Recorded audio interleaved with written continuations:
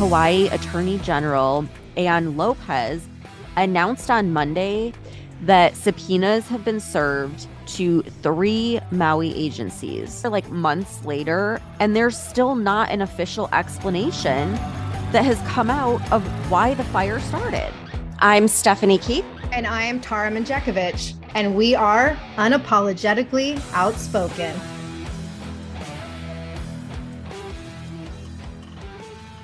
Hey everyone, happy Monday. So today I am going to give you an update on Maui because we have not talked about it in a while. And I feel like ever since the attack on Israel on October 7th, we just haven't heard much about Maui or really anything else. Like that pretty much has taken over the conversation on the news, on social media, because everyone's shifting their focus to the war that's breaking out.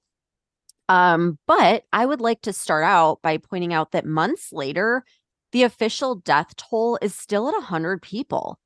That shocked me because the last time we did an episode, it was at 100 people. And, I remember them saying there were like 1,000 people missing or something. And they're just saying like, nope, the official death toll, it's still at 100. It's not changed at all. And it's like they've had all this time to go through the rubble, like do this DNA testing that they were doing, but the death toll hasn't budged. Like, I thought that was strange. Maybe it's just me. But according to CBS News, state investigators have asked Maui County Mayor Richard Bisson multiple times to be interviewed about how the disaster unfolded, and he's deciding to remain silent. Like, you're the mayor, dude, and you're not going to comment or talk at all. And the Hawaii News Report claims that sources from the Maui Police and Maui Emergency Management Agency system have also been uncooperative. And then just this week, Hawaii Attorney General Ann Lopez announced on last Monday, that subpoenas have been served to 3 Maui agencies. So the Maui Emergency Management Agency, that's a mouthful, the County of Maui Department of Public Works, and the County of Maui Department of Water Supply. And when asked about the probe, the AG said that she had hoped that state and county officials would voluntarily participate. But the fact that now these subpoenas are going out that are going to require representatives from each agency to testify on December 11th makes me think that they haven't cooperated at all. And according to a Fox News article, the AG Lopez said in a news release that her office continues to aggressively push the first phase of the independent investigation into the Maui wildfires forward, but stressed that critical facts are still needed from several stakeholders for phase 1 to be complete. And then according to the Attorney General's office, the timeline for the release of phase 1 findings is dependent on Fire Safety Research Institute gaining access to all the facts before completing phase 1 and a comprehensive scientific analysis on how the fire incident unfolded. Like, this just seems so fishy to me that, now we're like months later and there's still not an official explanation that has come out of why the fire started. Isn't that crazy? Yeah, and I was reading an article. There's a local Kauai online publication that said that the FSRI has been interviewing community members and gathering data for a while now. Reportedly, they've interviewed like 100 people. They have access to over 1,000 videos and pictures that people have shared with them, and that they're still interviewing local emergency services and like federal, state, and local groups. And they're trying to get a, quote, first-person perspective. Yeah, it's almost like they just feel like, oh, if we just give it enough time, it'll go away, which it kind of had with the war and everything. And if this attorney general hadn't subpoenaed these agencies, I don't know that we would have even paid attention or known anything was going on. So according to that same article, another official connected to the subpoenaed agencies named John Stufflebean, who is the head of the Maui Department of Water Supply, told the New York Times in August that the fire moved down the hillside and then water began spewing out of the pipes of badly damaged properties, which depressurized the system that also supplied hydrants.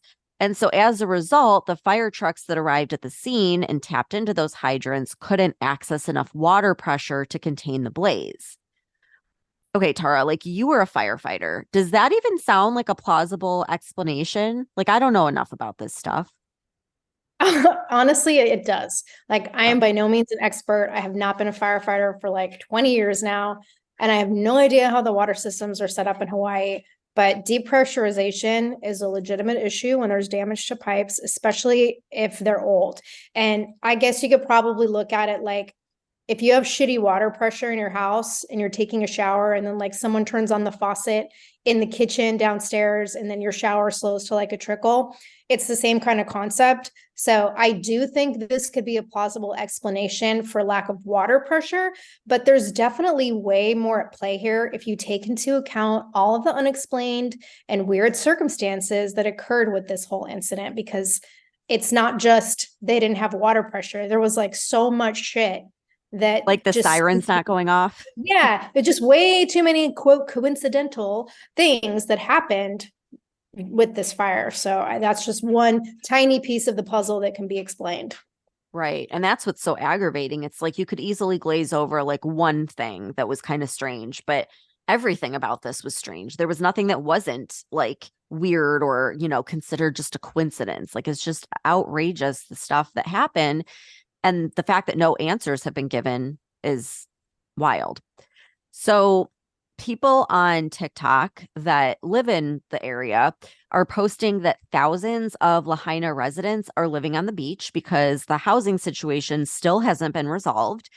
And now Hawaii has put forth a tax incentive that is going to be offered to short-term vacation rentals in order to house Lahaina residents that have been displaced. So basically, like if you have a vacation rental, you won't have to pay property taxes if you house Lahaina residents instead of like vacation goers. And I still Okay, haven't heard. Oh, go ahead. wait. I have to say something about this Yeah. because even though like I 100% support the idea of these Lahaina residents that lost in our homes need housing, this doesn't seem like it's an optional tax incentive. So you mentioned earlier the mayor of Maui County, Richard Bisson.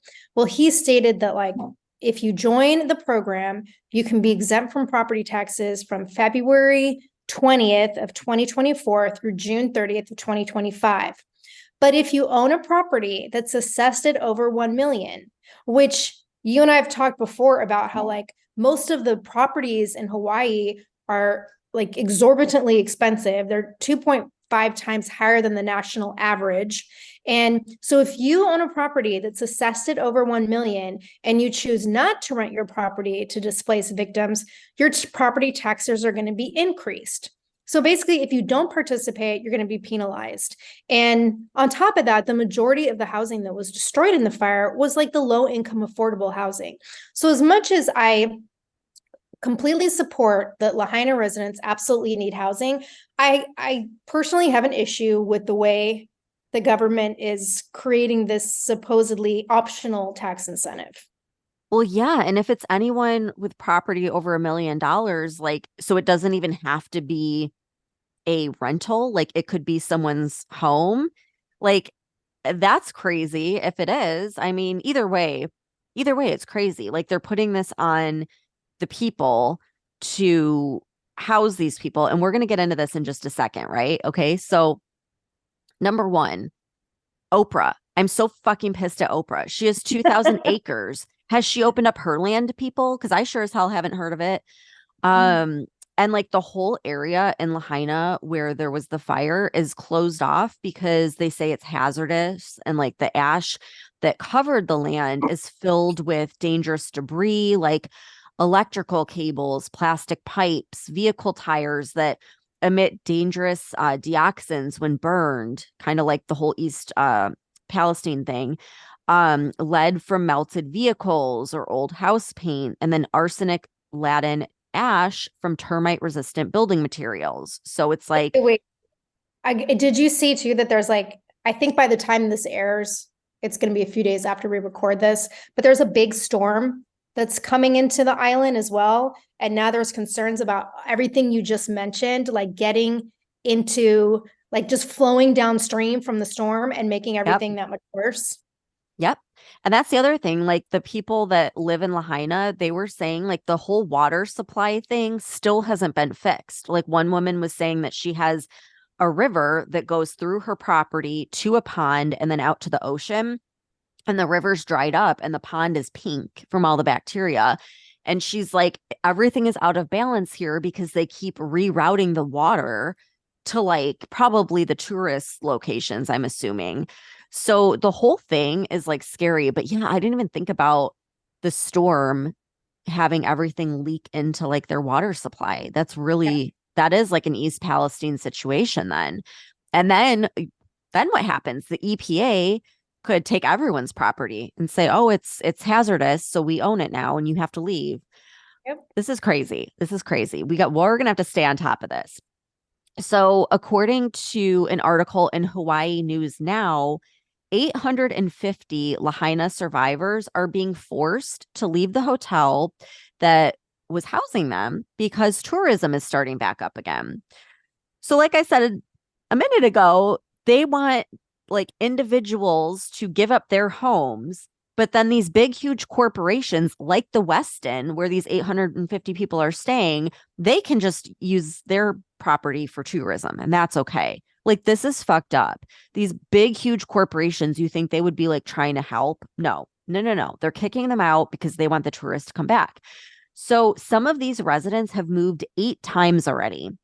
And there was one 25-year resident of Lahaina that said, quote, "It's been really sad. And I think, honestly, I think the goal of some of these guys is to get us to leave Maui altogether. And I think they're going to succeed," end quote. And the article states that government officials and aid agencies have repeatedly said that no one's going to be left homeless, but that evacuees may have to move before permanent housing solutions are found. Okay, so basically they're homeless. I mean, there's people like sleeping on the beach right now. It's absolutely horrible. And like, it just think they're kicking people out who lost everything so that people can vacation in Maui. And like, meanwhile, our country takes in illegal migrants and houses them no problem. So, like, my solution here is all of these Lahaina residents, why don't you go across the border and come in illegally, and then you'll probably get better care and they'll take care of you. They'll give you a house and money and everything else. Like, it is unbelievable. Yeah, and I'm laughing, but that's fairly accurate statement you just made. And like this whole thing is so disgraceful. Like on one hand, I agree that they do need tourism because that's what brings the most money into their local economy. But at the same time, they're making it basically impossible for locals to survive. And it's like, is this just part of the whole plan to obliterate native culture and turn the island into a 100% tourist location? Because that seems to be the direction this is going. And here's something I want to mention and get your thoughts on this, because I'm wondering how, if and how this ties into anything. So I was reading an article in a publication called Maui Now, and it was talking about how Hawaiian Electric just recently terminated an agreement they had with a company called Interjex Renewable Energy, where they were going to build a solar and battery storage facility called the Piahu Solar Project. And this was going to be on 200 acres in South Maui. So this project would have had the capacity to power approximately 6,900 homes a year with clean energy. And so reportedly, the project has been canned due to like post-pandemic supply chain issues and legal challenges. And what I thought was interesting was this article pointed out that over the last 5 years, there have been 5 different solar energy projects approved by the Public Utilities Commission for Maui. And of these 5 projects, only one of them is being built, and it's called the Kualani Project. And it's like a 60 megawatt solar project powered by a company called AES Corp. And then the 4 other power purchase agreements have all been terminated. And the interesting thing about this is like Hawaiian Electric has to retire its Kalui, and I'm sure I'm pronouncing that wrong too. I'm just going to go with Kalui, power plant in 4 years by 2028 in order to meet environmental regulations. And keep in mind, like Hawaii has been pushing for 100% renewable energy by 2045. So it's interesting that all these projects are getting canceled. So then I read another article in a publication called Honolulu Civil Beat, and it was talking about how the Lahaina fires highlighted the fact that all of these renewable energy transition plans have no fire mitigation procedures, and that they have all been located on dry, fallow agricultural lands where they're planning to install like these huge overhead transmission lines and lithium ion batteries. And I guess with this whole Piahu project, there was a court hearing where the community showed up and asked project developers about fire risks associated with these transmission lines and battery storage systems. And the answers from the developers were that they would, quote, remotely monitor the fire and allow it to naturally burn out, end quote. And then they were unable to specify like what kind of equipment would be used to combat a battery fire. And they didn't know anything about the necessary water volume to put out a lithium battery fire, or even where the nearest water source was. And like, they're not providing anything on site for these power facilities. So the article stated, quote, the admission that the developer would direct the fire department response without ensuring any water availability and the absence of proactive fire suppression system was startling, end quote. And honestly, like, I find this mind-boggling in the wake of the Lahaina fire. Like, don't you? Yeah, absolutely. But then again, it's like nothing surprises me anymore, really. I mean, it's just absolutely crazy. And the fact that, the mayor and all of these official agencies are like remaining silent just tells me everything I need to know. Like they're trying to cover something up. They're guilty. Like there's a lot of things that went into this that they don't want people to find out. And it's just so unfortunate because exactly what we said was going to happen is happening. These Lahaina residents, they've lost everything. And what are they going to do? They're going to build, their smart city or whatever the fuck they had planned. Well, that was another thing the article pointed out. It was saying like these initiatives for the 100% renewable energy are all being pushed from the state legislature through the Public Utilities Commission, and then like, trickling down to local utilities like Hawaiian Electric, and then like different NGOs. And so what's happening is like these outside corporations get to come in, acquire energy from these like large scale renewable energy projects in rural communities that have historical ties to plantation agriculture. And the article said that this approach is probably going to allow multinational and foreign corporations to control vast swaths of Hawaii land, mirroring past colonial and plantation era inequities by continuing to centralize land control while marginalizing local and indigenous voices. So again, like everything that's going on there is just shady as fuck. Well, and it's funny, like, where is the equity brigade right now that's always complaining about,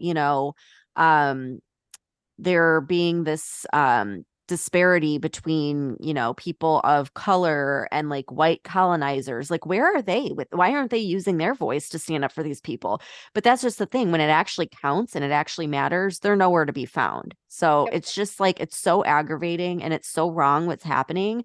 But like, how do we fix it? It's no one is really taking a stand to do that. I don't know. I'm just glad the attorney general is subpoenaing these people, and hopefully there'll be some kind of answer. I mean, they're going to have to go testify unless they plead the fifth. So we'll see. Well, maybe it'll be like the Biden crime family subpoenas that are going to go nowhere.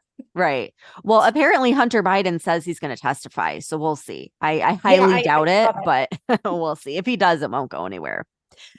So yeah, we'll stay on top of this story too.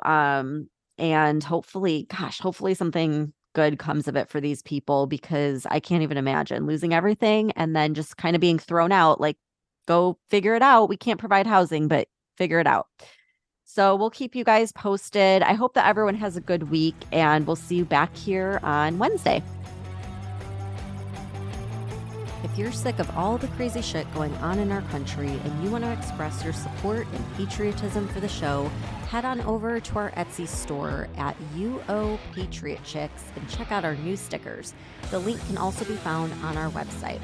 If you love the show and you want exclusive episodes, support the podcast and join the conversation by becoming a member of our Patreon community. We'll be posting weekly member-only podcast episodes and content that isn't available on the weekly podcast. Every Patreon member will also get a free Unapologetically Outspoken sticker and updates about our new sticker release before they're made public. And be sure to follow us on TikTok at Unapologetically Outspoken. And if you haven't done so already, please rate and review the podcast. The more you support us, the more people we can reach. So help us spread the word.